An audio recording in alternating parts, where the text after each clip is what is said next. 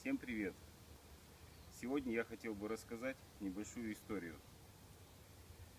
как из искры возгорается пламя.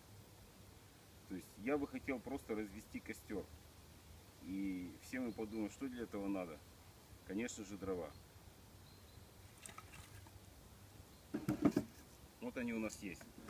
То есть когда мы берем одно полежко и его ложим, то я думаю, что очень сложно развести костер с одним поленом. С двумя, то есть у нас ничего нет, когда одно полено. Когда мы ложим второе, то есть у нас появляется огонь. То есть это, я думаю, что всем понятно. Когда мы их разъединим, огонь уходит.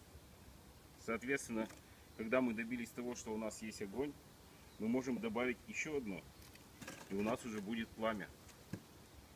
И если мы будем добавлять, у нас будет костер. И от того, как мы часто будем добавлять, и в зависимости от того, какие поленья у нас будут, наш огонь будет гореть и не гаснуть.